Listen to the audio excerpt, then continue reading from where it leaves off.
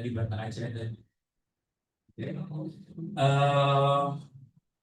oh iya, saya lupa. Selamat datang di acara Warkop Startup. Ini adalah edisi kali ketiga di mana kita di sini itu bekerja sama dengan Epic, yaitu adalah startup studio yang apa namanya di sini dia hadir tidak hanya bikin acara menunggu lalu selesai, tapi bisa hadir untuk bisa main eksekusi sambil jalan bareng untuk bisa kita dampingin teman-teman yang mungkin punya ide tapi idenya itu sulit direalisasi ibu apalagi di dalam hal apa namanya di bisnis. Nah, beberapa program yang ada di Stegi itu seperti ada program virus di mana tempat kita mengumpul ratusan ide. Tahun lalu itu program virus itu bisa menghasilkan 105 ide serangan gitu. Walaupun apa namanya ya senangnya adalah ternyata yang kami rasakan si peserta virus ini itu kepikiran hanya dari Aceh. Rupanya nasional ada, bahkan ada yang ternyata pesertanya dari US. Karena memang kita kegiatan si virus ini itu memang kita lakukan secara daring full gitu. Dan itu ya benefitnya rupanya banyak gitu kan. Awalnya kita mau bikin event itu ada offline-nya, ada kesempatannya ternyata wah ini antusiasme yang banyak dan ternyata lebih banyak dari luar Aceh. Jadi kita bikin makan dulu virusnya itu dalam bentuk dari guru dan ya berhasil mas. Kemudian juga ada program namanya mendadak pitching. Biasanya kalau program mendadak pitching itu kita lakukan di bulan Ramadan dan infonya itu memang mendadak tidak sengaja buat. Jadi kami 2 hari kita terbitin posting misalnya hari Selasa kayak gitu kan hari malam Kamisnya itu kita bikin jadi sambil ngabuburit kita pitching dulu ibaratnya itu untuk latihan ide kreatif yang menarik mungkin nanti dari teman-teman juga bisa kasih masukan oh bagusnya idenya di deh produknya di mana udah jadi dulu bener gitu gitu sih. Nah lebih dari itu ya kita kemarin di 1 Juni itu tuh kita bikin namanya kasih motor. Nah, dari action itu adalah satu ide yang kita laksanakan sekarang ini namanya Resit. Jadi produk hasil dari action hackathon salah satu ini itu adalah Resit yang kita ingin seru-seru dilanjut nantinya. Kemudian apa namanya program dari MBIM juga itu dia lebih tidak berhenti hanya di prototyping saja, tapi harapannya bisa langsung eksekusi, bisa dicoba diterapkan ke banyak hal dan ya pastinya jualan kan nggak mungkin kita bangun startup tapi bisa jualan ya ngapain bagus lah di kerja sama orang aja itu sih. Dan yang terakhir ini kita ini lagi ada nih program 12 minggu bernama Gerak. Mungkin bisa dijelaskan lebih lanjut lah sama dan satu perwakilannya dari Gerak ini bisa jelasin nggak Gerak itu gimana programnya? Pak izin ya. Ini sebelum kita masuk ke sesi utama kita bridging dulu.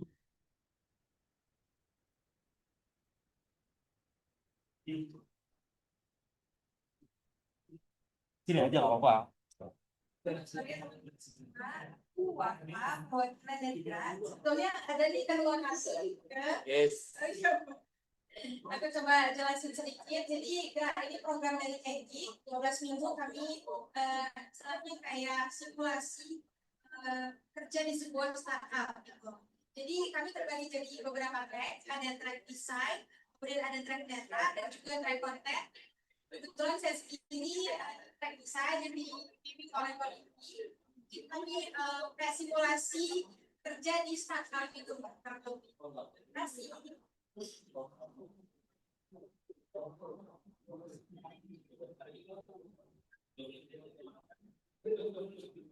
Ya, itu dia lah ya program dari Gerak dan pastinya terakhir dari semua program yang ada kami lakukan itu di akhir insya Allah nanti di awal November kita bakal bikin event namanya Aceh Staff di bawah. Ayo teman-teman, semoga nanti harusnya dari tim komedi udah hadir ya, bisa kita icip-icip dulu lah ya. Oke, kalau OTW, kamu OTW-nya ya. Oke, sambil menikmati kopi yang juga sebenarnya tidak semua kopi, kita langsung saja menghadirkan tamu spesial kita bernama Bang Maulana Wiga yang merupakan CEO dari Bepak Kopi, startup yang apa namanya platform penjualan kopi digital gitu ya. Produknya kopi bukan NFT, tapi memang jual kopi, produk kopi, tapi ya seperti e-commerce seperti itu, cuman produk sendiri. Nah, selain itu juga beliau alhamdulillah saat ini diamanahkan menjadi ketua asosiasi startup for industry Indonesia. Nah, mungkin langsung saja kita beri sambutan yang meriah kepada Bang Maulana Wida. Terima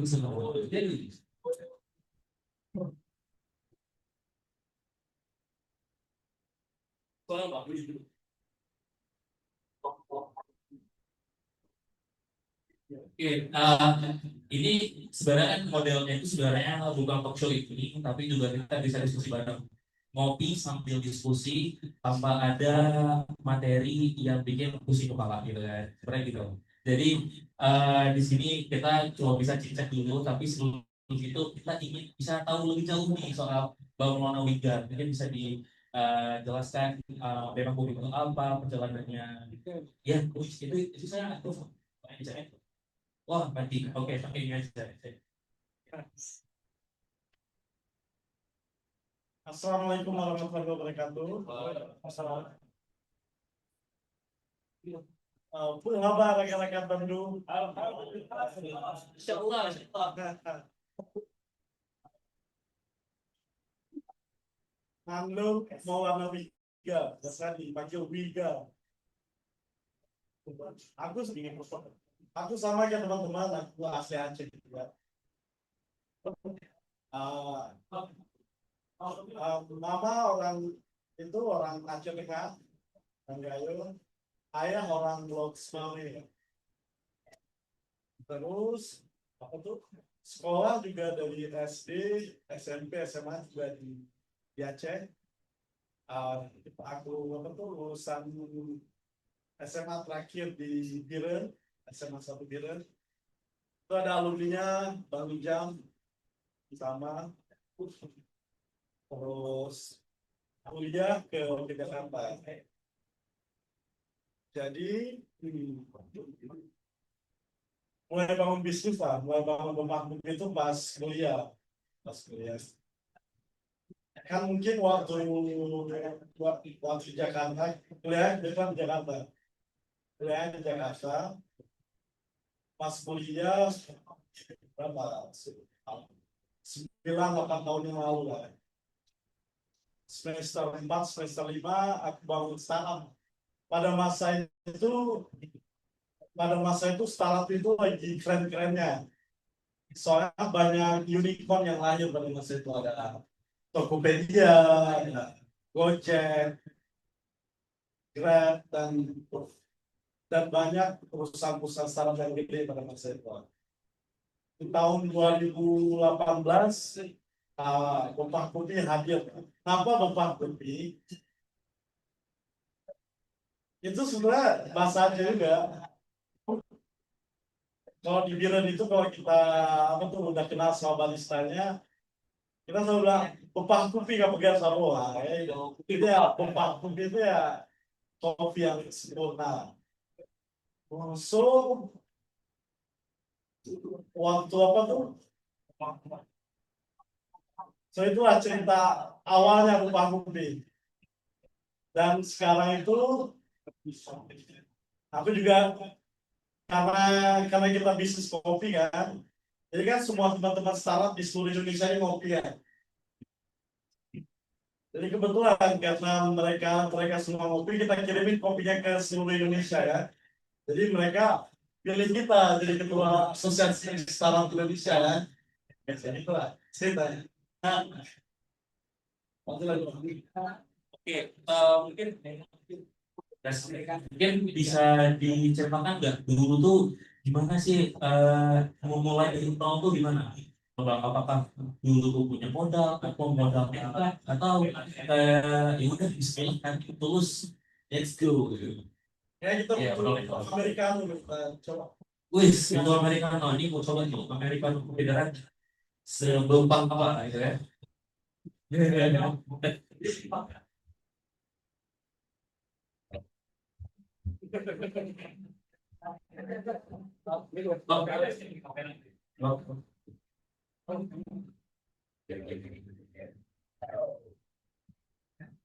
Oh, ini jalan itu depannya.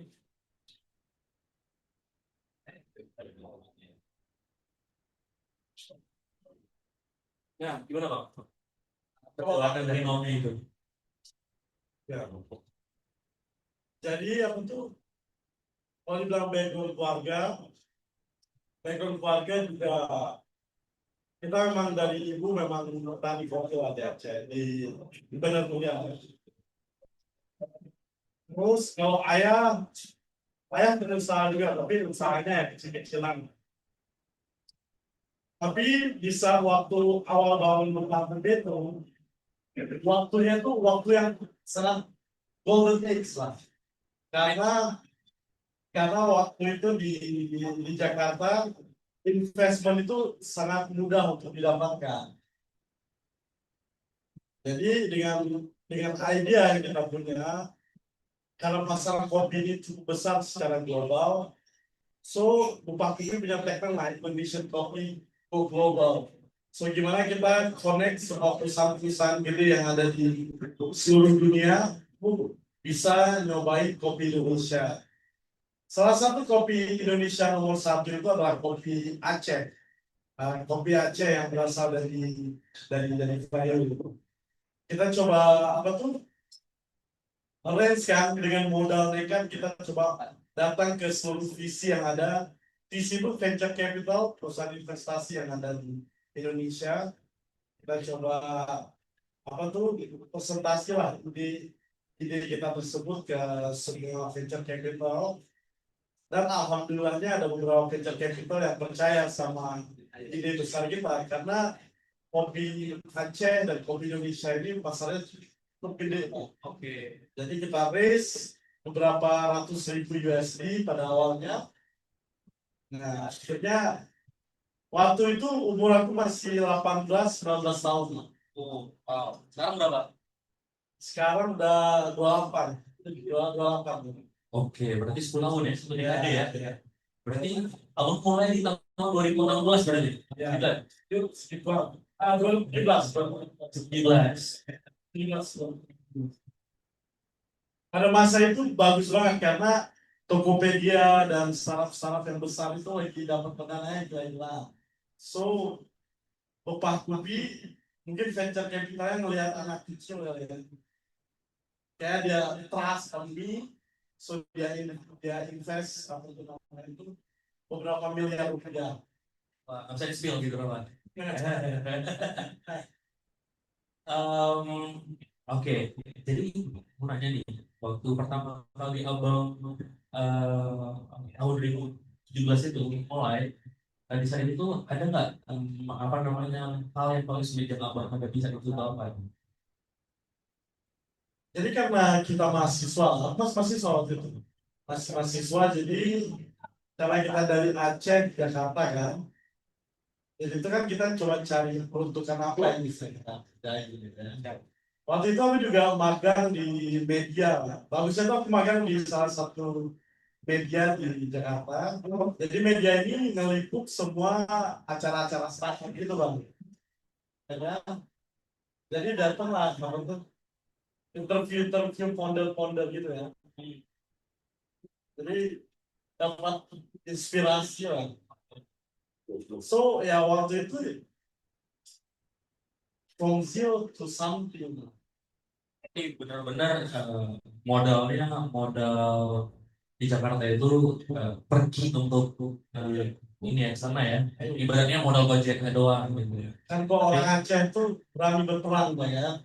Iya, Aduh, agak was-was ya kalau ada sebutan kata-kata seperti itu ya. Tapi nggak apa-apa, ini dari pemerintah belum datang belum lain jadi masih aman. Em,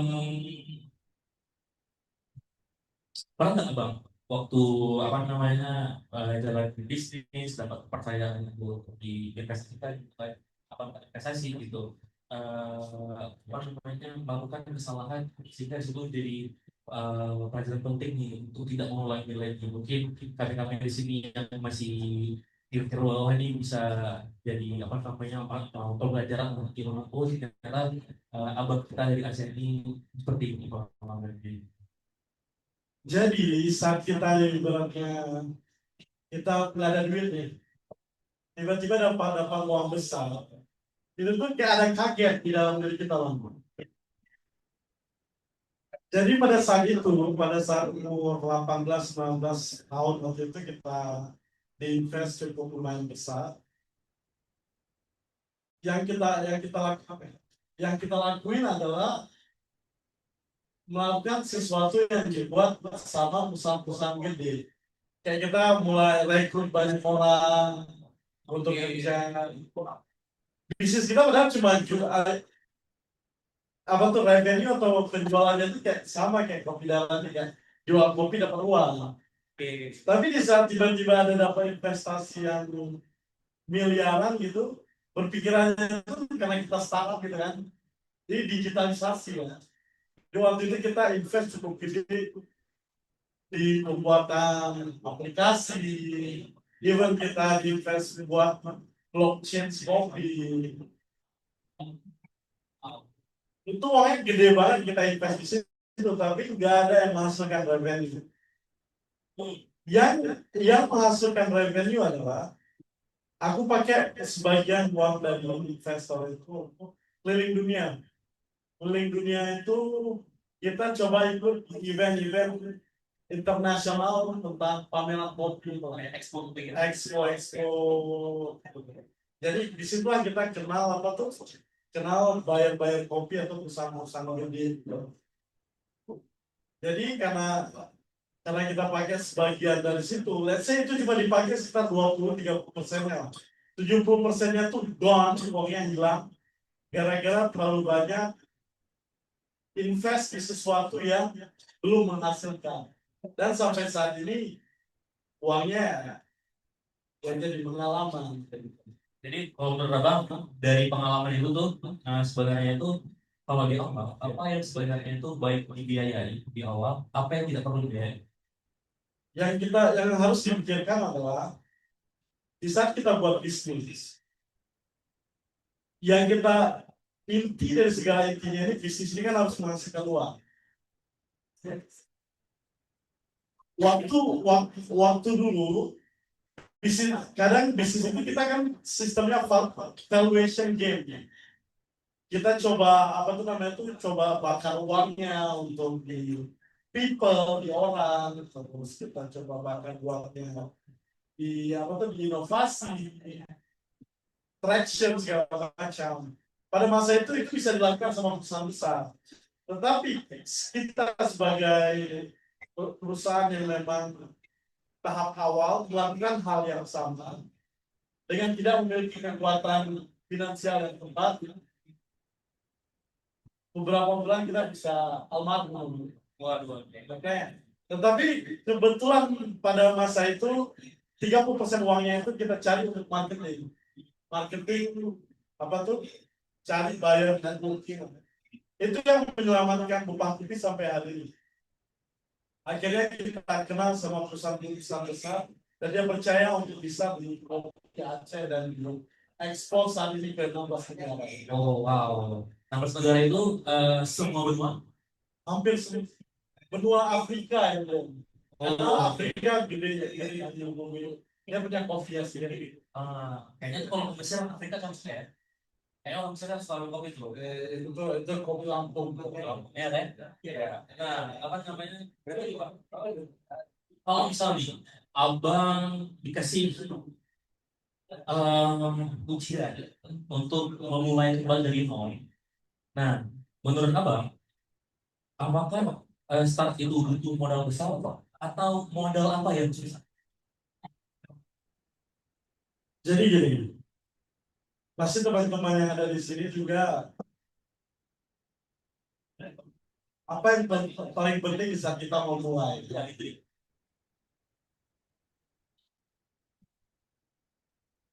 pertama itu, pertama jelas lah. Ada keinginan, ada keinginan ya. Karena memang pada dasarnya itu keinginan yang kuat untuk sukses itu adalah hal yang paling penting. Aku juga nggak nyangka kalau Bang Upi bisa bertahan sampai hari ini. Tetapi karena memang founder itu harus impossible, ya, harus possible gitu kan. Jadi keinginan yang kuat, karena keinginan yang kuat itu yang paling penting sebetulnya. Kalau nggak ada keinginan dia ada ada tsunami dikit, banjir sedikit selesai ya. Karena bisnis itu every step itu ada difficulty yang berat, dan kesusahan yang berat. Jadi yang pertama keinginan untuk mewujudkan ide yang besar. Oke, menarik niat ya. Semua ada yang namanya kita mengamal dirinya. Ya. Nah, awalnya semakin dulu ya. Kan. Kemudian, nah ini yang penting sebenarnya. Itu penting karena eh, hal-hal yang paling sulit tunggu juga bagi teman-teman yang ada di sini gitu kan. Aku masih ingat nggak dulu itu ketika mendapatkan pelanggan pertama, gimana cara aku bisa buat dia mau beli itu. Wah itu penting sekali itu sebenarnya. Sebetulnya kalau di kopi mungkin agak beda sama yang lain. Oke. Sama aja lah. Jadi memang semua pembeli kopi itu di awal itu kopi itu kasih free sampel semua. Oh, Ada free sampel. Jadi dia tes kopi kita ya, free sampel. Tapi kita kasih kayak ke 100 coffee shop. Ya 100 banding 100 banding 2. 100 coffee shop mungkin 2 yang mau oke. coba trial. Nah, jadi apa yang kita lakuin di awal itu adalah memang dia rasa dulu kan baru Iya. bisa percaya sama apa yang kita. Nah, kalau di kopi sendiri itu pasti kan apa namanya sebelum ada proses untuk menaikkan itu jualan pasti ada namanya itu bikin dulu produknya. Nah, di titik apa tuh abang yakin bahwasanya produk yang abang punya itu eh, ini yang baru kita layak untuk ayo mulai jualan gitu. Gimana tuh? So di dunia digital kita coba masukin produk-produk kopi kita di semua marketplace sama lah kayak semua UMKM yang ada. Tapi inti dari bisnis kalau bisnis kopi itu adalah yang memang pilihan itu adalah di supply chain. Supply chain ini adalah kita coba untuk B2B ya bang. B2B kita awalnya itu kita supply ke roastery besar. Jadi memang keuntungan Bepang Kopi ini bukan di 1 kilo 2 kilo. Ya itu kita keuntungannya itu kalau udah main 100 kilo, 500 kilo, 1 ton. Itu yang coba kita lihat. Karena persaingan di pasar itu kan banyak banget merek-merek kopi ya. Merek-merek kopi itu cukup banyak. Jadi kita lihat kalau kita masuk lagi untuk end user, kita akan kehabisan waktu. Perusahaannya itu nggak akan besar karena persaingan di pasar itu cukup gede. Jadi Kopi melihat bagaimana kalau kita supply senjatanya untuk mereka semua berperang. Jadi di situ Kopi supply untuk brand A, B, C, D, E, F, G. Hampir di seluruh brand besar yang ada di Indonesia dan di Asia Tenggara saat ini Kopi pernah supply mereka. Saat ini kita salah satunya ada apa tuh yang terbaru lah supaya kita 3-4 tahun ini itu Tomorrow Coffee itu dia suka banget sama kopi gayo. Jadi kalau teman-teman di Banda Aceh kan ada 3-4 cabang Tomorrow Coffee mungkin itu kopinya itu beli dari kopi Aceh. Oh, salah satu kopinya. Nah, mungkin dari teman-teman di sini ada yang mau nanya nggak?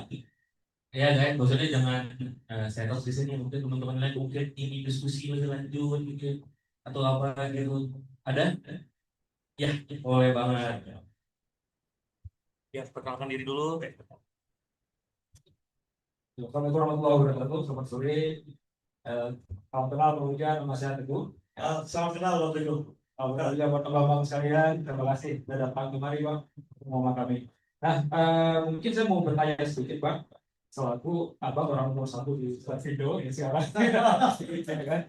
Eh, dunia startup ini kan luas sekali ternyata sekarang, Betul, betul. luas sekali segmentasinya. Dan saya tentu yakin abang dan kawan-kawan di Starvindo juga mempunyai visi mau itu jangka pendek, menengah atau panjang ke depannya.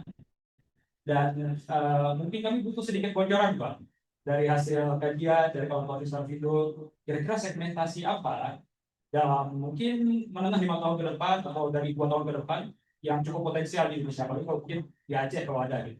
Nah, yang kedua, tadi menarik mendengar kisah Abang bagaimana waktu itu alhamdulillah pertemuan yang tepat di waktu itu tentang kesempatan, ide, gitu kan, peluang yang cukup besar di pembiayaan segala macam. Nah, eh, pada saat ini mungkin agak situasi agak berbeda sedikit, namun ada nggak saran-saran dari Abang? Ada mungkin kita di sini kawan-kawan di sini yang mulai startup, yang mungkin modalnya cuma mungkin 2 juta seorang gitu kan? Apakah baiknya kita mulai sendiri-sendiri dulu membentuk sebuah produk ya MVP lah minimal, atau kita bareng-bareng nih bagusnya? Seperti apa Bang? Itu aja dulu Bang pertanyaannya. Ada 3 pertanyaan lagi nanti Bang. Terima kasih banyak, Bang. Terima kasih banyak, Bang. Starvindo ya, sebagai ketua Starvindo, ini adalah kunjungan pertama aku lah di Indonesia, ke Aceh. Yang di-invite sama Bang Alil dari Komdigi juga sebagai ketua Starvindo. Ini adalah ibaratnya show pertama. Mungkin kan ada undangan kemana, ke Jogja atau kemana. Memang yang perdana itu ketua kampung ya. Yang perdana aku datang sebagai ketua Starvindo itu ke Aceh. Ketua kampung. Kenapa aku mau pulang? Aku nggak nyangka juga aku bisa jadi ketua Starvindo. Jadi sekaligus pulang ke Aceh, sholat dulu kita di Masjid Raya Baitur Rahman ya. Karena Starvindo adalah asosiasi startup industri Indonesia, langsung di bawah Menteri Perindustrian, dan juga sekarang kita udah apa tuh Kementerian Ekonomi Kreatif juga kan orang Aceh juga Pak Teguh. Itu juga semua startup di bawah ekonomi kreatif akan di bawah Starvindo ke depannya. So, Starvindo adalah asosiasi startup dan industri terbesar di Indonesia. Insya Allah. Amin. Karena apa? Karena semua member startup yang ada di Indonesia rata-rata itu sudah pernah ikut program yang dibuat oleh Kementerian Perindustrian yang namanya Startup Perindustri. Itu sudah dibangun dari tahun 2017 sampai saat ini membernya udah lebih dari 6.000. Jadi semua startup di Indonesia dan juga IKM industri kecil menengah yang ada di Indonesia itu tuh tergabung ke dalam Starvindo. Jadi ya kita sebagai anak Aceh dan memang kalau dibilang secara bisnis aku kopi kan. Kopi memang real bisnisnya itu di perdagangan dan supply chain. Ada bisnis-bisnis yang lain mungkin yang terkait dengan startup yang teknologi juga ada. Tapi memang big bisnis aku di kopi.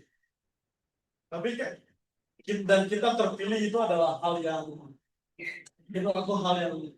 cukup besar lah. Bisa membawahi startup dan juga industri di Republik Indonesia. Orang Aceh menjadi ketua umum ya. Alhamdulillah. Jadi program-program kita ke depan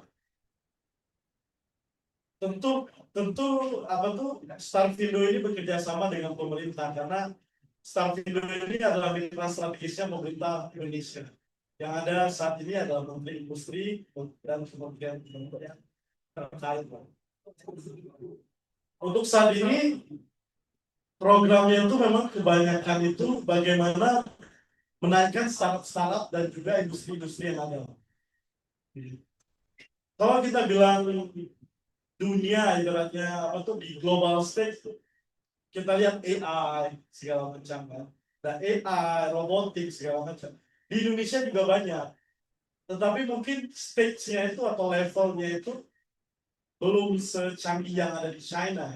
Karena memang saat ini China cukup memimpin dalam perkembangan dunia teknologi. Even US saja mungkin udah jadi nomor 2 saat ini. Karena China sekarang ngelit. Starfindo sekarang karena Indonesia ikut BRICS, itu Brazil, Rusia, India, China, sama Korea. Tahu kan itu salah satu organisasi baru lah. Starfindo adalah organisasi teknologi pertama dan satu-satunya dari Indonesia yang mewakili Indonesia untuk perkembangan BRICS. Jadi kita ada event di China, startup Indonesia yang punya teknologi yang bagus di November ini kita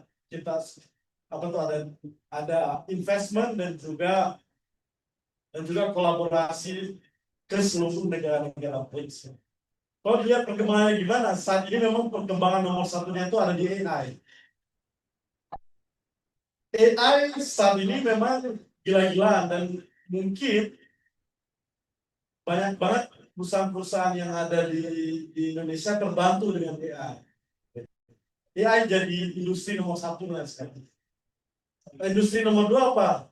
Industri nomor 2 itu yang kita lihat yang paling berkembang itu adalah robotics.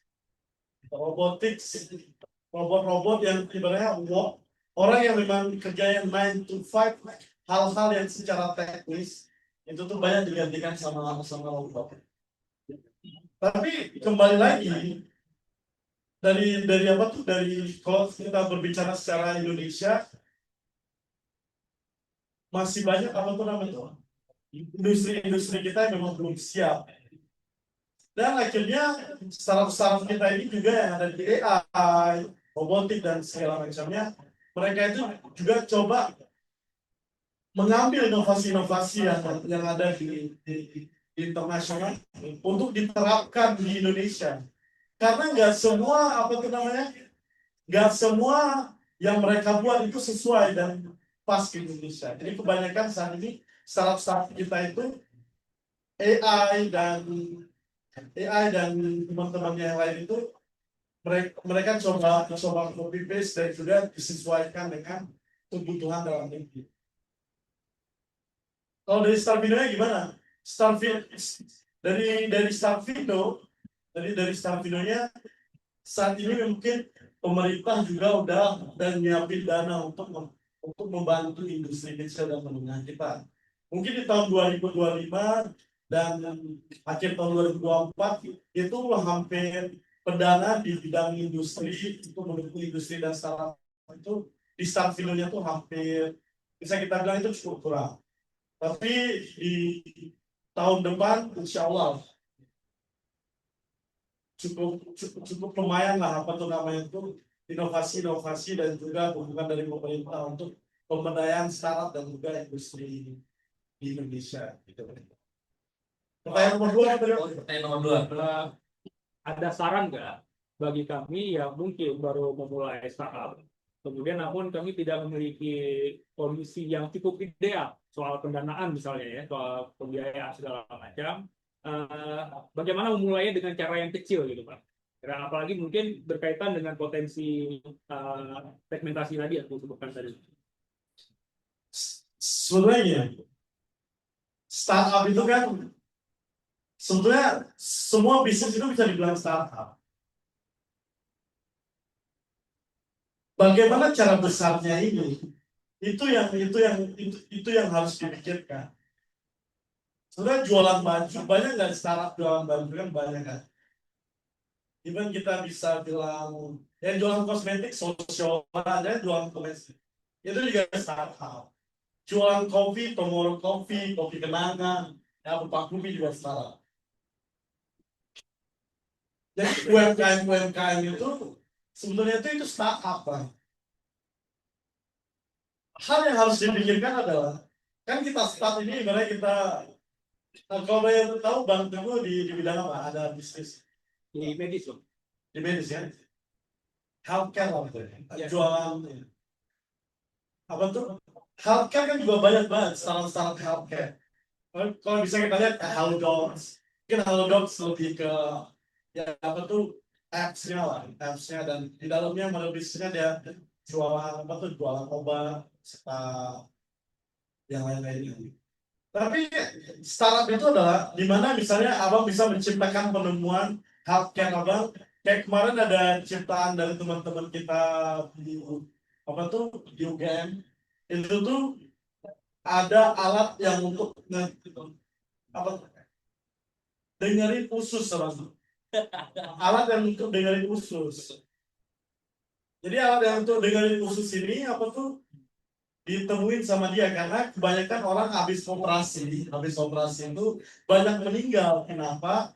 Karena nggak dites. Apa tuh si dokternya itu nggak sigap untuk bisa tahu siapa tuh si pasien ini setelah pasca operasi ada masalahnya. Jadi alat tersebut itu mendengarkan bunyi ususnya dia. Ya. Jadi itu bisa menjadi salah satu apa tuh menjadi salah satu bisa dia mendiagnosa si pasien ini badannya itu normal atau enggak atau ada sesuatu karena kebanyakan habis operasi langsung dibiarin aja jadi gara-gara itu katanya hampir 40% gara-gara itu meninggal. Jadi habis operasi itu nggak ada yang dengerin khusus dia atau apa yang terjadi di body dia. Dan itu kemarin aku tuh diinvest juga sama Tsinghua University China dan akhirnya sekarang lagi coba mendapatkan Nobel. Dan itu juga startup semua. Jadi apa yang kita lakukan ide yang kita ciptakan sebetulnya itu udah startup. Saya jualan tisu pun, tetapi hope to be big itu yang harus dipikirkan. Bapak Kopi jualan kopi sama kayak semua orang jualan kopi, sama kayak petani kopi lah. Tapi yang coba kita pikirkan adalah para pembeli besar atau perusahaan-perusahaan besar di seluruh dunia dia nggak kenal misalnya Abang A, Abang B yang mencoba produksi kopi kan. Kita coba jembatani lah. Kita coba jembatani petani-petani kita, koperasi kita, dan perusahaan-perusahaan lokal kita untuk bisa mengambil kontrak-kontrak besar itu. Jadi ya walaupun hari ini aku coba ngobrol-ngobrol sama teman-teman, kontainer kopi kita tetap jalan. Karena ada supply and demand. Tapi yang permintaan dan juga yang supply ini kan nggak itu dia, apa tuh namanya tuh nggak match, satu nggak terkoneksi. Tugas Bapak Kopi cuma mengkonekkan itu aja. Akhirnya koperasi A, koperasi B atau perusahaan A, perusahaan B, dia cukup tempel aja logo Bapak Kopi dan sesuai dengan SOP dan kirim kan ke negara-negara atau partner-partner kita yang ada di setiap negara. Itu hal simple yang kayak gitu yang membuat kami menang di pasar. Sebetulnya kan bukan hal yang udah kami lakukan mungkin buat aplikasi segala macam. But hal yang simple coba mengkonekkan ke si A dan si B itu yang menjadi revenue paling besar dan membuat kami bertahan. Sometimes di startup itu jangan pikirin kalau startup itu kita harus buat aplikasinya dulu, buat ininya dulu. Startup itu adalah yang harus dipikirin saja adalah how to make money dan how to generate revenue-nya yang bagus. That's how bisnis itu harus simple kan. Semakin complicated, semakin duitnya tuh habis. Karena kami coba complicated di awal dulu, uangnya tuh hilang. Tetapi feedback ke perusahaan kita atau ke bisnis kita itu hampir nggak ada. Tapi untuk ada 30% langkah yang kami ambil, itu yang menyelamatkan kami. Jadi, di saat kita teman-teman membangun bisnis, apapun itu, mau itu software, mau itu jualan baju, mau ini, mau itu, yang harus dipikirkan, ciptakan produknya, dipikirkan produknya ini gimana caranya itu bisa bisa kita ciptain. Kalau misalnya hari ini cuma bisa ciptain satu, misalnya ciptain baju, gimana kalau semua penjahit yang ada di Banda Aceh ini mengerjakan hal yang apa tuh prototipe yang kita kerjain. Dan ya udah kita fokus cari customer-nya atau cari wholesale bayarnya atau apa tuh pembeli grosirnya untuk bisa beli dagangan kita. Itu yang harus kita lakukan. That is a startup way. Dari satu, oke, hari ini kita buat satu nih. Hari ini Bapak Kopi jual 1 ton. Gimana caranya aku bisa jual 10 ton, 100 ton, 1000 ton?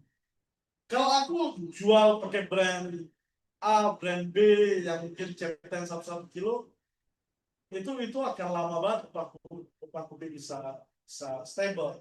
Tapi kalau bikin semua orang jualan kopi, why kalau aku ya udah pakai brand kalian aja, tapi semua biji kopinya belinya di aku. Oh, kalian kan mereka cara roastingnya beda, cara mixnya beda, host blendnya beda, desainernya beda, tapi semua kopinya tuh beli dari kita. Itu yang membuat kalian berperan di pasar, tetapi aku yang siapkan semua alat untuk kalian berperan. That is a startup way lah. Salah satu caranya. Jadi kalau teman-teman saat ini di bisnisnya mau di bidang apapun, yang harus teman pikirin adalah bagaimana hal yang mudah dikerjakan itu bisa menciptakan value yang besar. Jadi sebenarnya simple aja, bisnis itu simple banget. Ini connecting ya. Ya, we have to connect kan. Gitu mungkin. Kita bang. Wow, luar biasa jawabannya. Dan ya intinya tuh salah satu easy way yang apa namanya Bebak Kopi jalanin itu adalah main di supply chain. Ya, connecting. Mantap. Apakah ada dari teman-teman yang lain yang ingin bertanya? Wah, luar biasa. Dari belakang dulu, tadi di belakang. Izin bang, ini mungkin kabelnya agak pendek.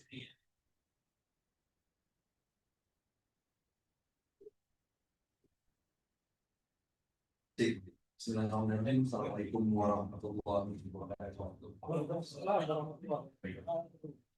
Perkenalkan, nama saya Muhammad Ihsan.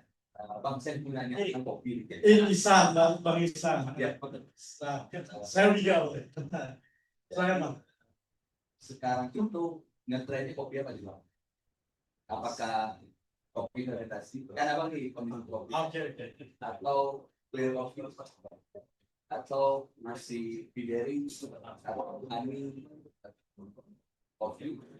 Atau gimana? Spesifiknya gimana? Dan misalnya kami ini, abang modalnya udah besar ya. Jujuran,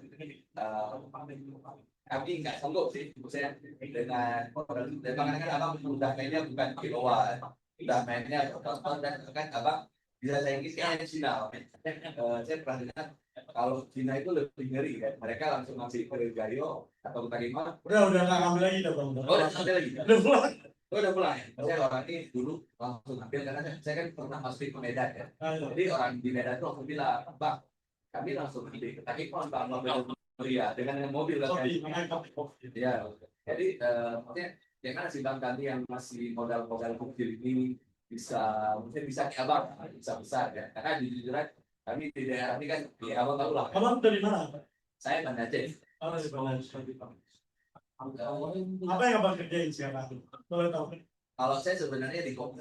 Di coffee shop atau jualan? Dulu waktu apa sih?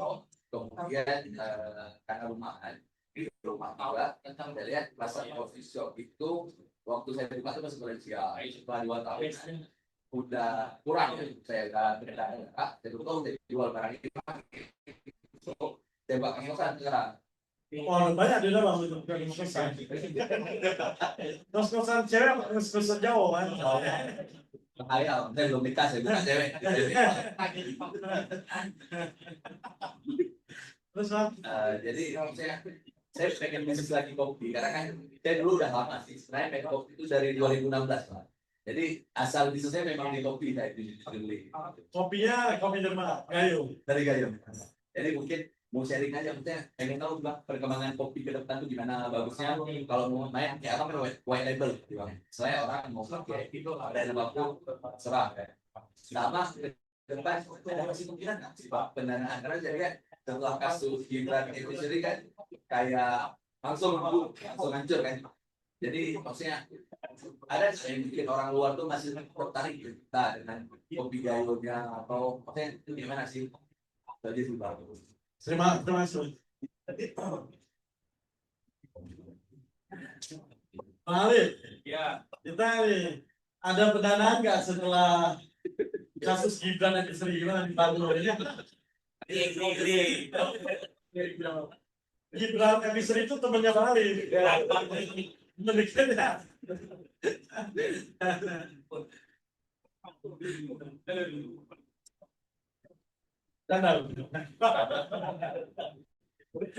Jadi jawaban udah sampai.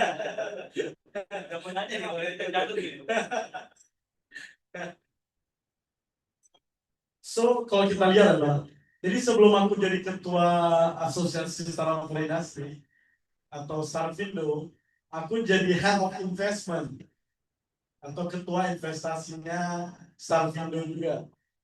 Jadi kita ada buat startup investment summit setiap tahun di Jakarta, undang semua startup di seluruh Indonesia untuk yang punya capable untuk bisa diinvest secara venture capital.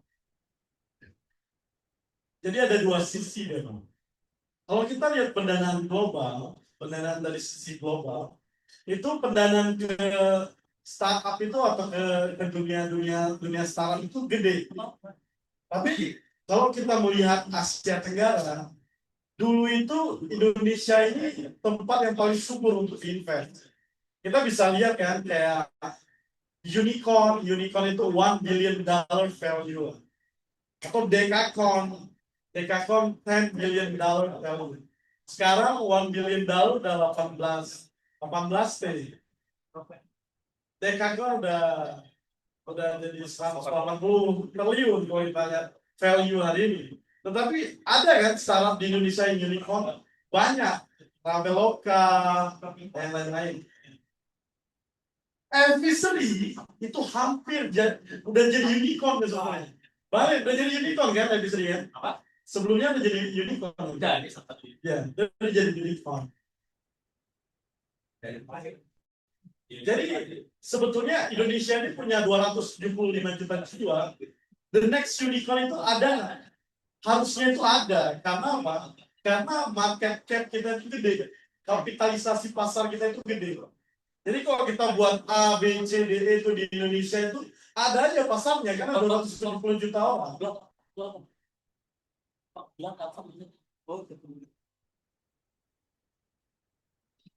Tapi kalau memang ada beberapa case di Indonesia kayak apa yang terjadi untuk beberapa venture capital kemarin, terus ada beberapa problem di startup gitu. Mungkin sekarang beberapa venture capital gede atau family office yang invest itu agak menghindari apa yang terjadi di Indonesia. Dan juga salah satunya mungkin kan kita pemerintahan baru, ada political stable juga, banyak variabelnya jadi apa. Tapi kalau secara kapitalisasi pasar kita ini adalah negara nomor 1 terbesar di ASEAN, di Asia Tenggara, bahkan nomor 4 di dunia. Jadi bangun apa aja di Indonesia ini sebetulnya bisa jadi hal besar kalau kita melihat secara pasar. Nggak usah deh startup kita tuh pasarnya itu di Singapura. Singapura itu cuma 3 juta 4 juta orang. Malaysia itu cuma 30 juta orang. Thailand cuma 70 juta. Philippines yang mungkin agak 100 juta lebih. Tapi kita 275 juta. Bangun startup atau sesuatu yang bisa dipakai di Indonesia aja, itu tuh udah bisa jadi unicorn. Tapi apakah akan ada unicorn baru? Kalau Danantara mau invest di masa depan, pasti ada. Karena secara market cap aja Danantara tuh punya value 1 triliun US dollars. Berarti berapa tuh? 18.000 triliun. Nah, jadi kan dia investnya udah cukup kalau memang dia mau invest dalam negeri. Jadi kita nggak butuh visi ya. Visi kan cuma visi yang ada di Asia saat ini. Semua yang ada, semua yang kayak Tokopedia, Bukalapak pada masanya itu, semua itu ada puluhan dan juga ratusan visi yang ikut. Tapi kalau kita punya Danantara, invest sama Danantara aja 100 million satu startup itu kita udah jadi the next unicorn. Misalnya Bang Isan Kopi di invest sama Danantara 100 juta dolar aja, kalau valuationnya kali 10 udah unicorn ya. Jadi ya sebetulnya the next unicorn itu dari kita pun bisa. Tetapi mungkin saat ini masih butuh waktu lah. Dan juga kasusnya dari 6.000 startup kita yang ada saat ini, yang memang betul-betul produknya dipakai secara nasional itu kurang dari 10%. Jadi memang 90% itu masih regional. Jadi kalau ke depan kalau ditanya apakah ada the next unicorn, aku yakin ada. Tapi bagaimana apakah dengan valuation game itu juga belum tentu. Jadi sekarang bisnis itu kembali kepada akidahnya, kalau bahasa Islamnya ya. Harus menghasilkan uang. Harus menghasilkan uang dan benar. Kalau dulu kan bisa kita bilang begini ya. Zaman dulu aku bisa bilang, ini Bupang Kupi kalau diinvest 1 juta dolar, revenue aku 3 bulan lagi 10 juta dolar. Bisa, tapi kalau sekarang kayak udah berat kita bilang gitu ya. Jadi kalau abang buat kopi, ya abang harus pikirin, abang mau sentuh pasar yang mana? Kalau abang bilang kayak tadi berry atau wine coffee atau honey coffee, itu tuh kalau di coffee itu kurang dari 5% market cap-nya. Kenapa? Karena rata-rata specialty coffee dipakai untuk Vietnam apa itu namanya pour over atau kopi yang memang di pasar real coffee itu. Sedangkan kalau kita lihat pasar domestik, kopi nomor 1 yang diminum itu adalah kopi gula aren atau kopi susu atau latte atau kopi coconut coffee. Jadi yang kalau bisa mau buat, kalau memang mau besar harus main di komersil. Tapi kalau memang mau kayak, kalau di kopi itu ada namanya itu Panama Style. Panama Style itu kopi yang dari Panama yang dijual sekilo $1,000 ya, 1 kilo $1,000 ada. Tapi kan pasarnya itu kecil. Jadi abang harus memikirkan itu. Kalau dibilang pasar kopi besar, kita lihat yang diminum sama masyarakat. Abang bisa lihat aja sekarang. Americano 1, 2, tapi selebihnya tuh kopi susu abang tuh. Abang lihat dari sini. Jadi kopi susu biasanya itu espresso. Espresso itu pasti kalau pakai Arabica, dia tuh pakai Arabica wash. Jadi kalau abang pengen bisnis yang besar ya harus main di komersial gini. Tapi kalau memang abang pengen jadi dewa kopi, ya abang harus buat variasi baru, Isan Coffee Specialty atau apa. Itu ya marketnya ada, tetapi memang konsumennya itu nggak baik. Jadi itu tinggal pilihan abang aja. Kalau yang dukung kalau berkata berdarah-darah, bukan salah jadi kalau orang 50 kita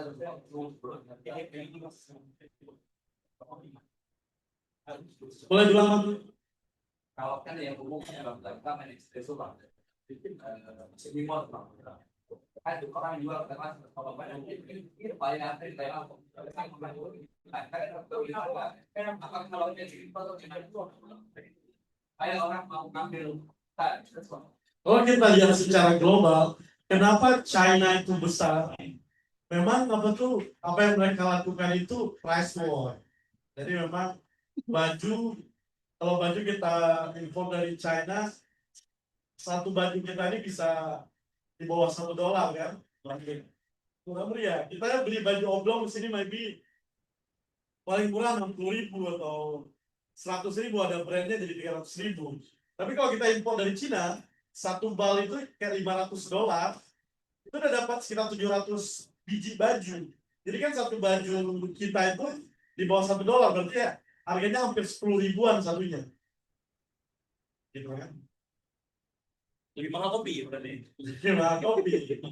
Jadi kalau ditanya, ibaratnya ada war ya kan, marketnya berdarah-darah. Memang seperti itu, di mana ada gula, di situ ada semut, betul ya. Tapi ya strategi kita untuk kayak gimana sebetulnya. Kalau main specialty itu bagus, tetapi pasarnya itu harus kita ciptakan sendiri. Biaya edukasinya itu mahal banget. Aku sudah lakukan biaya specialty, udah keluarin uang yang cukup besar, tetapi memang value of money-nya itu belum masuk lah. Jadi ya tinggal kita pilih aja kita mau kemana. Kebetulan 5% pasar Indonesia aja gede banget. Kalau itu bisa ahli juga untuk uangnya udah miliaran. Tapi kalau misalnya kayak apa yang dilakukan Bapak Bupi, itu belum tentu nyaman atau suitable untuk semua perusahaan. Apalagi perorangan atau yang nggak memiliki kapasitas modal yang besar. Apa yang kami lakukan juga karena memang kita memiliki beberapa banyak investor yang support dengan ide kita, support dengan apa yang kita lakukan, makanya kita bisa main game yang seperti itu. Yang mungkin satu ton yang harusnya kalau specialty untungnya 500 juta, kami satu kontainer mungkin kalau misalnya specialty maybe bisa untuk 500 juta, 1 miliar. Bapak Bupi mungkin cuma satu kontainer kopi itu bisa untuk under 100 juta. Maybe 50 juta atau 80 juta. Tapi kita coba untuk main 10, 20, 30. Kita coba kayak gitu. Tapi kan itu terus berputar, uangnya nggak pernah berdiri. Tapi kalau memang kita main specialty, itu kan butuh waktu. Proses wash aja, misalnya kalau proses komersial mungkin butuh waktu 1 minggu. Tapi kalau proses specialty maybe kan lebih dari 1 bulan. Lead time. Jadi ya itu tergantung apa yang Bang Isan inginkan. Kalau memang specialty, pasarnya juga gede. Itu lebih nyaman juga untuk kalau kita mulai dari awal lagi atau kita mau besar ya. Dan modalnya juga kita bisa tanggung sendiri. Kalau apa yang kita lakukan memang harus gotong royong juga. Aku aja sampai detik ini belum pernah ngangkat kopi 100 kilo, tapi teman-teman yang lain sini 50, sini 50 kan. Ya. That's how we do lah. Dan mungkin Mbak Esan harus memilih sendiri what you want to do lah. Gitu Mbak Esan. Oke, ada lagi teman-teman yang lain nih. Tepuk tangan dulu, tepuk tangan dulu. Minum dulu, minum. Minum. Makan. Panjang tadi gue. Iya, panjang ya. Tenang loh. Terlihat semangat banget. Habis minum kopi darah, semangat. Ini anak kopian ya. Ini Arabica besar ya. Arabica. Silakan. Soalnya ada lagi teman-teman yang mau nanya. Oh tadi Bang Haris dulu ya, mau nanya ya. Silakan Bang Haris. Habis ini yang lain. Sabar. Kita Kalau jawab. jawabannya bisa lebih singkat. Kita jawab waktu. Oh ya. Assalamualaikum warahmatullahi wabarakatuh. Waalaikumsalam warahmatullahi wabarakatuh. Nama saya Haris. Bang Haris. Betul. Dari sekarang dari pagi pertama kita itu mainnya ke renewable energy, Renewable energy. lagi fotovoltaik, Fotovoltaik ya. platform, terus ada proyek juga membangunkan LTS. Oke. Mungkin Bang San kalau mau nanti bisa kasih nama produk yang atau bisa jadi suppliernya dan faktornya. Iya dong. Kita harus collab. Betul. Ini selepas COVID, saya ada kegiatan juga untuk masyarakat itu mengelola layanan teknologi 4.0. Tadi karena Bang Putu sudah membuka jalan dengan start video, kan?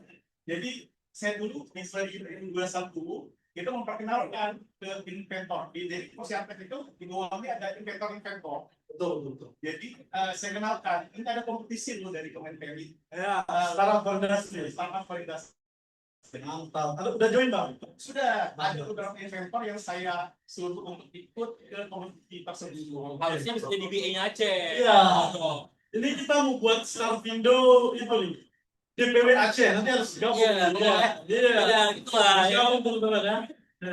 Oke. Terus cuma memang ini pengalaman kita di bawah ya, karena yang kita bawa itu kan grassroots inventor lokal. Jadi mereka buat produk teknologi tepat guna, misalnya alat penanganan daging, tebu dan lain-lain gitu kan.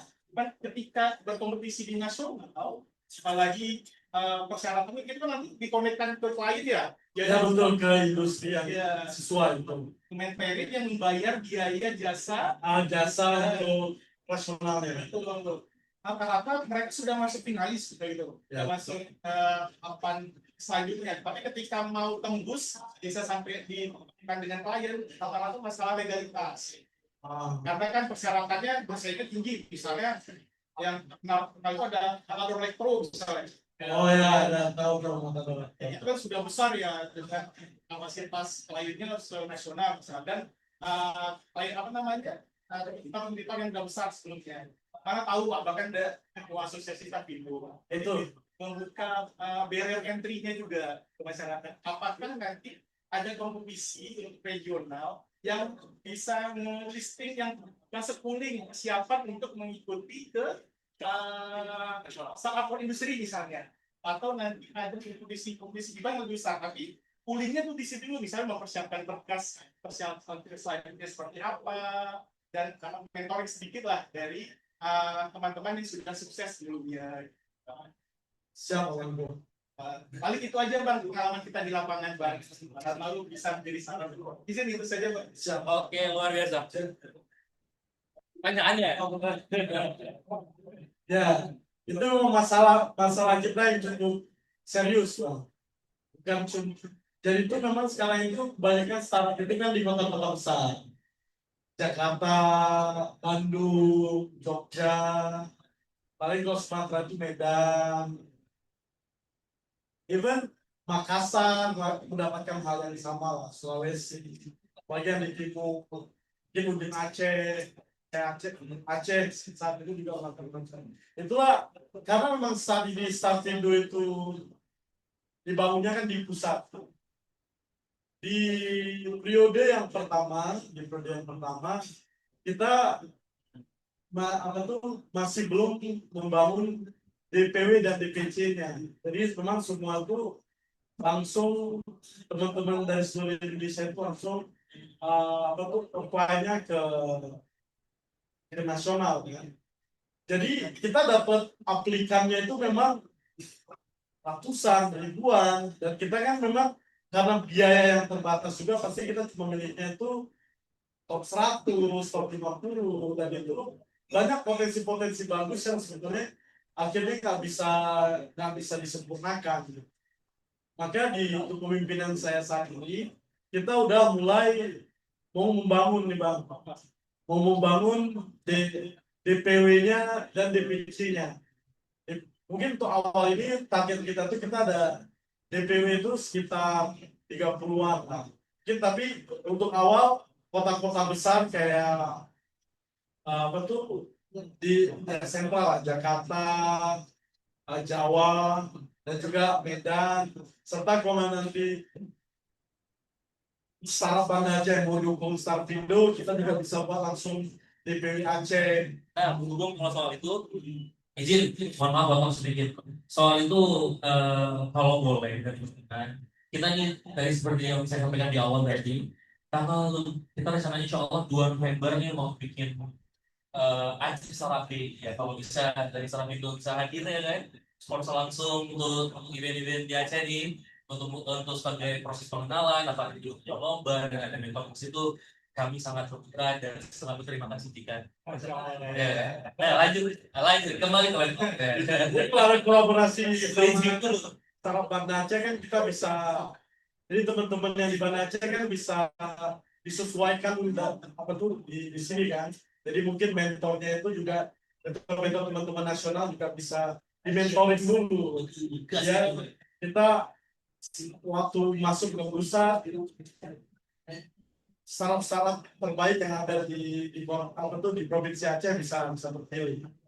Insya Allah itu harus kita ciptakan dalam 1 tahun ini. Oke, let's go. Ditunggu untuk kabar baiknya. Nanti kita lagi PPP lagi nanti. Ya. Kan ketuanya orang Aceh, jadi apa? Iya, orang dalam. Iya Mas Bayu. Ya, tolong ya Bapak Desa Pak. Kan wamennya dibuat Aceh nih. Cocok loh. Oke, ada lagi teman-teman yang ingin bertanya? Oke, mantap. Silakan. Tanya yang banyak, nggak apa-apa. Banyak tanya.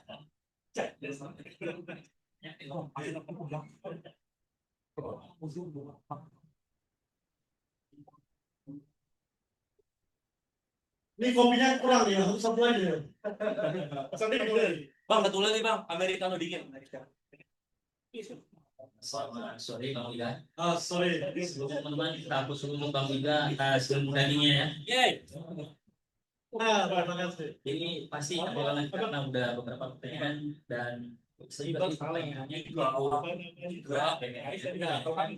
Aman. Tanya. Kopi. Siapa namanya? Masih banyak. Paling Oh, Arif. Salam kenal, Arif. terkait dengan dari mismatch terkait dengan situasi politik ya. Jadi Politik ya. ya politik. Kayak yang abang bilang di awal tadi ya.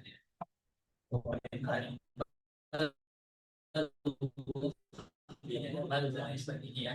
Pastinya kan setiap pemerintahan itu mereka punya misi dan visi tersendiri di presiden. Jadi bergaining apa yang seharusnya bisa ditawarkan atau mampu ditawarkan oleh startup yang notabene mungkin masih newborn ya, belum punya networking cukup dan lain sebagainya. Kemudian dia lantas dibeli oleh pemerintah. Jadi di sini aku mencoba ngomongin dulu persidangan itu aku sempat kerja di STP Bang. Saya stay ngobrol di TP kemarin. Oh, oke. Dan nilainya di sana memang sangat banyak invention baru yang dibikin oleh anak bangsa dan karyanya bagus gila ya. Tapi ada satu orang dari panel atau dari narasumber yang mengatakan bahwasannya memang Mas kalau misalkan ngomongin mismatching ya antara startup atau industri dengan pemerintah itu sedikit berbeda.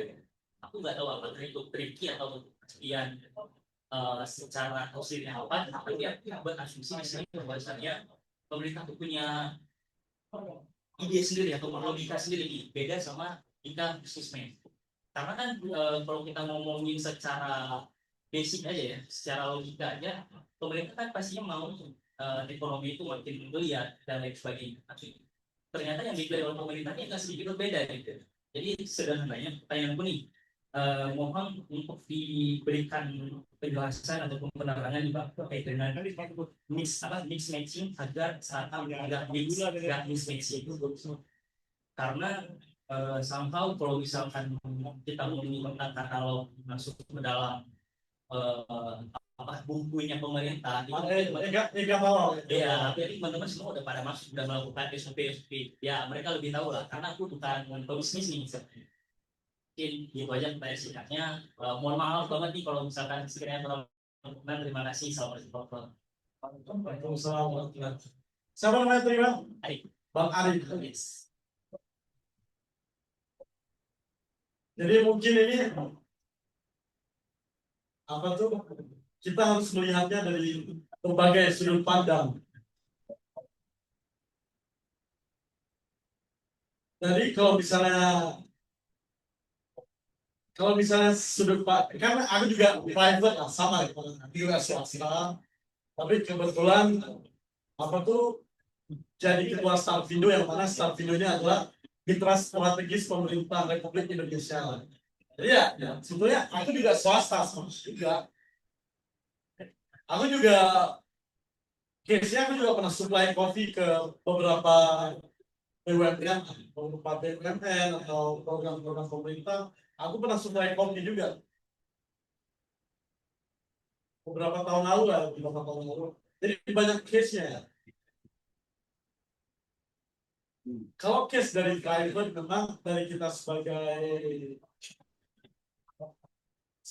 apa tuh sebagai orang yang ingin bekerja sama dengan pemerintah. Yang pada masa itu aku supply kopi untuk pemerintah ekspor. Dan juga ada supply kopi untuk di berbagai tempatnya pemerintah. Yang memang harus dilakukan di Indonesia. Kalau ini kita perlu pikirnya tuh kita ini secara orang yang mau supply ke pemerintah. Ya, ini apa yang aku bahas. Jadinya memang negosiasi itu nomor satu di negara kita. Kenapa? Karena memang Indonesia ini dibangun secara demokratis kan. Pasti orang-orang yang banyak itu yang terpilih itu orang-orang yang dianggap capable sama pemerintah. Upah Bukti juga waktu tahun di sebelum tahun 2020, sebelum COVID kayak gitu, selalu supply tetapi selalu ditolak karena dianggap tidak capable. Apa yang membuat kita capable adalah kita tuh harus kenal dulu dengan mereka. Harus kenal dulu dengan mereka. Ada kata-kata tak kenal maka tak sayang gitu kan. Gimana cara supaya mereka mau berkenalan? Yang lebih saya. Sudah kan mencoba berkenal, jadi orang apa sih gitu. Itu dia cara apa tuh? Mungkin kalau kita masuk lewat pintu depan kan banyak stepnya. Mungkin Ya, pintu ketiga. ya mungkin kita harus mencari strategi lah. Pintu mana yang bisa terbuka untuk kita. Itu secara kita secara swasta untuk bisa masuk di government. Tapi secara government mereka itu juga memiliki ketakutan sebetulnya. Ketakutannya itu gimana? Misal mereka tidak kenal dengan tidak kenal dengan produk baru anak bangsa ini. Karena mereka kan tuh harus ada surat pertanggungjawaban. Karena kalau mereka memilih orang baru untuk bisa mensuplai produk A, B, C, D, E, dan setelah uang diterima oleh pihak swasta, rupanya pihak swasta ini tidak memiliki capability. Nah, harusnya dia supply, misalnya renewable energy harusnya dia supply fotovoltaiknya itu 1000, tapi kapasitasnya bukan 1000, tapi 10. Begitu diberikan langsung dipilih, kan akan ada operation game kan? Dan yang akan disalahkan atau yang akan mendapatkan akibat adalah orang yang memilih kepada vendor terbaru itu. Jadi kena isu juga ya.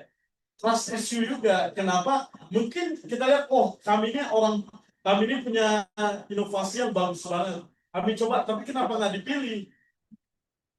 Karena mereka belum kenal. Jadi kita harus memperkenalkan dulu bahwasanya kita ini memiliki kemampuan untuk bisa mengambil proyek tersebut. Itu dia. Jadi dari swastanya ada, dari pemerintahnya itu juga ada.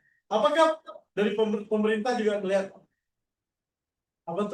apakah banyak masalah yang bisa dia udah coba kasih proyek itu kepada swasta? Banyak banget masalah swasta itu tidak bisa menjalankan kontrak yang sesuai dengan yang diterbitkan gitu. Yang harusnya dia supply sendiri tapi dia nggak supply.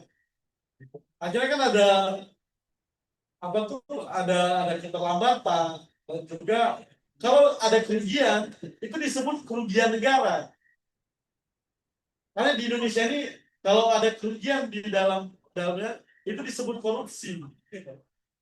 Jadi mungkin ada beberapa faktor yang memang harus kita lihat. Jadi saat kita buat inovasi, kita juga harus punya marketing yang kuat. Jadi datangin aja. Mungkin tahun ini kita belum bisa supply, tapi mereka udah kenal kita. Kalau mereka udah lihat kita 1 kali, mungkin mereka masih ragu-ragu. Kalau udah 100 kali yang kita di situ, dan kita kan kebohongan dan kalau udah dibilang udah disebutkan 100 kali kebohongan jadi hal yang benar kadang. Makanya kita tuh di saat kita punya inovasi yang bagus, kita tuh harus menjelaskan dan harus ibaratnya tuh menjelaskan kepada mereka harus paham mereka paham, mereka percaya, dan produk kita akan bisa diterima atau bisa mendapatkan produk. Luar biasa. Ya, teman-teman tahu. Minum dulu, Bang. Oke, apa Bang? Ya, ini kita masuk ke pertanyaan terakhir. Siapa yang mau bertanya? Ya, pertanyaan terakhir ya. Habis ini kita picture.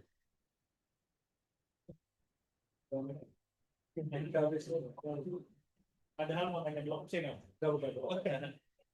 Terima kasih. Apa Pak? Siapa yang mau bikin lagi? Assalamualaikum warahmatullahi wabarakatuh. Waalaikumsalam warahmatullahi wabarakatuh. Perkenalkan, saya Nizam. Usia saya 25 tahun. Ini mungkin saya mau mewakili DNZ yang mau mulai usaha. Jadi ada dua tipikal orang yang mau mulai startup. Yang pertama itu biasanya dia fokus di satu startup sampai itu berhasil. Ada juga yang dia mencoba banyak startup, tapi ada yang berhasil. Nah itu nggak tahu. Nah kalau dia fokus di satu startup itu dan ternyata tidak membuahkan hasil, di titik apakah dia itu harus merasa ini sadar dari ini startupnya, karena mungkin apakah ini kurang. Dan apakah cara kedua yang lebih efektif? Dia mencoba banyak hal. Jadi startupnya banyak dari bidang teknologi, healthcare, dan lain-lain. Dia Bang, kalau misalnya ada satu yang berhasil, misalnya kayak Abang bidang kopi, apakah dari Abang sendiri nih, kalau boleh tahu, apakah ada titik di mana Abang berpikir bahwa saatnya ke startup yang lain, market yang lain, dan cuma di kopi? Terima kasih Bang, mungkin bisa share. Assalamualaikum warahmatullahi wabarakatuh. Waalaikumsalam. Tepuk tangan, tepuk tangan. Terima kasih banyak Nizam.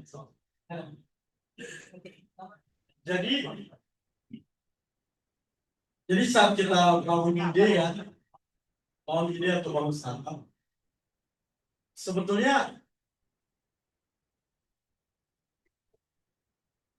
semua startup itu kan bisa menghasilkan uang. Jadi startup kan bisnis. Ada nggak orang yang jualan kopi berhasil? Ada juga nggak orang yang jualan kopi nggak berhasil? Ada juga. Ada juga yang memang hidup juga, mati juga enggak, kan ada juga yang kayak gitu. Tetapi setelah yang aku lihat di jangka waktu 5-7 tahun di dunia startup, orang yang fokus di satu yang berhasil. Banyak juga teman-teman aku yang lain yang mungkin tahu startup yang di awal 2018, 19 atau belajar juga dari experience senior kita yang punya banyak startup. Memang banyak juga yang punya banyak startup, banyak gagal juga. Ada yang hampir semuanya gagal. Karena apa? Karena fokus itu. Kayak Nizam misalnya, Nizam punya banyak pacar. Jadi cinta dan kasihnya itu nggak fokus satu dia. Harus siapkan dulu. Dulu. Jadi nggak nikah dia Nizam ya. Dioper ya. Iya. Jadi itu masalah utamanya. Tapi kalau dibilang ada nggak founder startup yang dia itu kerja juga di tempat lain tapi juga bangun startupnya sendiri? Ada nggak yang itu banyak? Untuk membutuhi kebutuhan hidupnya, dia harus bekerja di perusahaan yang lain. Tetapi untuk menciptakan mimpinya, dia bangun startupnya sendiri. Side job-nya. Dan di saat si startupnya ini bisa menghasilkan revenue, dia quit dari pekerjaannya. Itu banyak yang berhasil seperti itu. Tapi ada juga nih teman kita ibaratnya yang jangan itu di startup validasi aja, orang yang sama itu karena setiap tahun dia tuh buat startup baru untuk ikut program kita. Ada juga yang kayak gitu. Berarti mau menang lomba. Ada juga yang kayak gitu. Ada juga. Jadi ya kalau mau sampai ke jenjang pernikahan tadi, harus fokus satu. Setia. Setia. Gitu ya, setia. Kalau udah berhasil mana? Kalau udah berhasil kan udah banyak duit nih. Nah, baru kita lihat startup yang lain kita mungkin bisa invest Iya, aja invest. dan kita bisa jadi advisor. Tapi kalau misalnya itu kan waktunya harus berpindah ke lain hati. Soalnya sama yang pertama nih, aku gini mulu, nah itunya gitu. Jadi gagal itu juga rancu, ya kan? Kalau dibilang gagal, semua orang bisa memulai startup itu pasti gagal. Ya, gagal itu rancu. Gagal itu karena gagal 10 kali harus bangkit 11 kali kan. Jadi kalau dibilang hari ini kita nggak diterima sama cewek A, cewek B, cewek C kan, kan kita masa jomblo seumur hidup nggak bisa. Jadi kan harus terus mencari ini. Begitu juga kita sebagai pemilik startup untuk cari klien. Jadi itu harus terus semangat. Makanya kalau cuma satu cinta, jadi kita tuh diperjuangin gitu. Sampai itu sukses. Tetapi beda kalau mungkin startupnya itu udah nggak sesuai dengan apa tuh, dengan iklim dan keadaan saat ini. Nah itu harus berpikir. Mungkin kayak ibaratnya dulu kita jualan kaset. Kalau sekarang kita udah jualan kaset untuk film kan. Tapi kan sekarang waktunya itu udah apa tuh watching streaming Netflix. Berarti kan kita harus mengikuti juga. Tapi kan halnya itu sebetulnya hal yang sama. Bukan gagal, tetapi kita memang harus terus berinovasi. Oke. Jadi memang harus dicoba terus sampai sukses. Tapi kalau di dua tipe yang tadi, yang kalau fokus satu, insya Allah mudahkan. Itu dia. Ini sedih. Yang penting seperti aja. Oke, ini berhubung hingga sisa 7,5 menit lagi menuju maghrib ya, dan kita masuk ke sesi terakhir. Mungkin ada sepatah dua orang terakhir dari Bang Maulana Wiga untuk teman-teman kita ini. Apa? Mau nanya lagi? Aja di media kopi. Kita foto soal kita, ya, gitu kan. Kita maghrib, kita harus sholat dulu kan. Sholat dulu, ibadah dulu ya kan. Ibadah, lanjut. Penting ya. Masa cari uang terus ibadahnya betul. Gitulah. Kalau kita nih sebagai orang Aceh ini memang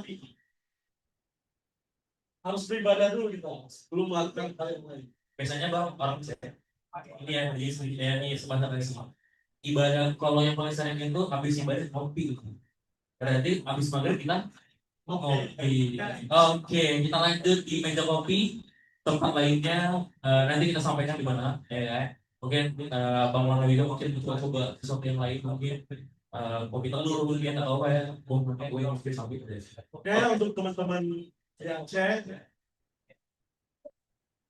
saat ini memang apa tuh teknologi itu gila banget. Teknologi itu gila banget. Di Jakarta hampir semua orang yang pinter-pinter S1, S2, S3 mereka tuh nggak dapat kerjaan karena semua udah diganti sama AI. Orang-orang yang di bidang consulting rata-rata mereka cuma yang awalnya itu 20 orang cuma sisa 2 orang, 3 orang. Karena semua udah bisa dijawab sama AI ya. Pasti teman-teman tahu ChatGPT, Claude dan lain-lain. Tetapi apa yang kita punya di Aceh yang nggak dipunya sama teman-teman kita secara nasional itu kita punya tanah yang cukup bagus dan juga tentu hasil alam yang cukup bagus. Kopi, terus turunan dari agriculture, terus ikan segala macam. Hal-hal yang melakukan yang sifatnya itu adalah konsumsi manusia.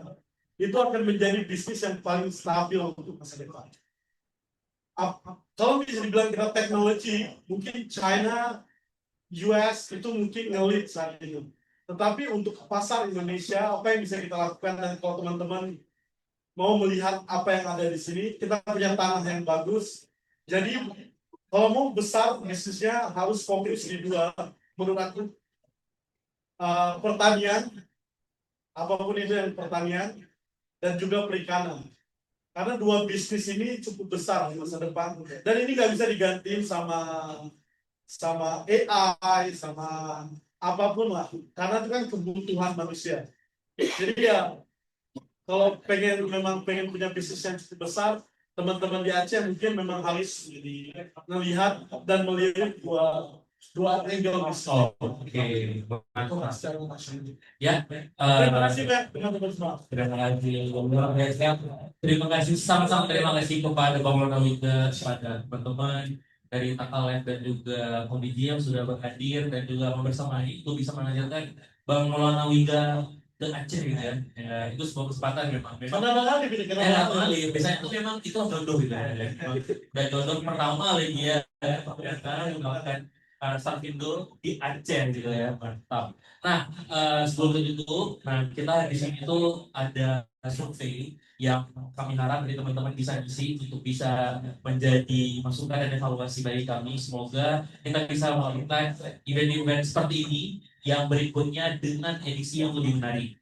Nah, nanti bakal ada dua pemenang yang itu saldo GoPay sebesar 25.000 yang akan diundi. Ya, bagi teman-teman semua mohon bisa diisi di grup Workbox Startup. Terima kasih. Yuk, teman-teman semuanya, mari kita siap-siap untuk berfoto ya. Oke, sebelum itu, baik, terima kasih. Assalamualaikum warahmatullahi wabarakatuh. Ya, ini yang di depan, di abangnya ke belakang aja. Ya, coba aja. Oke.